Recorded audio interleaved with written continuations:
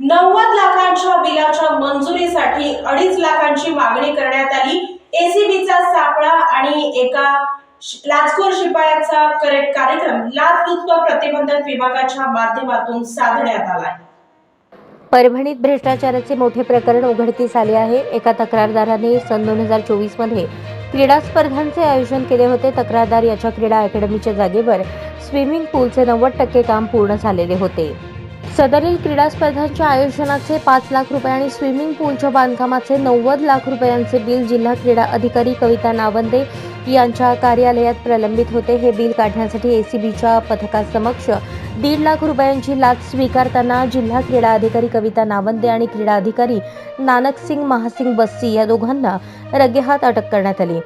याविषयी माहिती अशी: तक्रारदाराच्या क्रीडा स्पर्धांचे आणि स्विमिंग पूलच्या बांधकामाचे बिल काढण्यासाठी तक्रारदार जिल्हा क्रीडा अधिकारी कार्यालयात चक्रा मारत होता।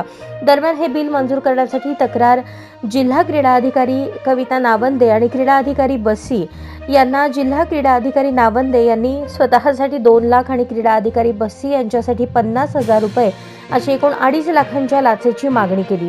आपले बिल सुरळीत निघावे यासाठी तक्रारदारांनी सुरुवातीला 1 लाख रुपये जिल्हा क्रीडा अधिकारी नावंदे यांना दिले। उर्वरित 1.5 लाख रुपये आणून देण्यासाठी तक्रारदाराकडे तगादा लावण्यात आला। त्यामुळे तक्रारदाराने थेट एसीबी कार्यालय गाठले आणि हा प्रकार सांगितला। एसीबीच्या पथकास समक्ष तक्रारदार जिल्हा क्रीडा कार्यालयात पोहोचला। 25 मार्च रोजी एसीबीच्या पथकासह तक्रारदाराने जिल्हा क्रीडा अधिकारी नावंद यांची भेट घेतली।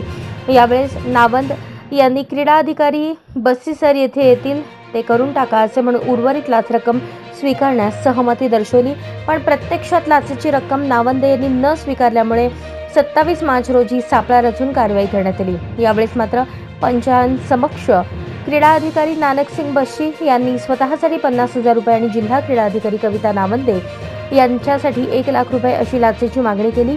रक्कम स्वीकारण्याची तयारी देखील दर्शवली। त्यानंतर जिल्हा क्रीडा अधिकारी नावंदे यांनी स्वतःच्या केबिनमध्ये लाचेची रक्कम स्वीकारली।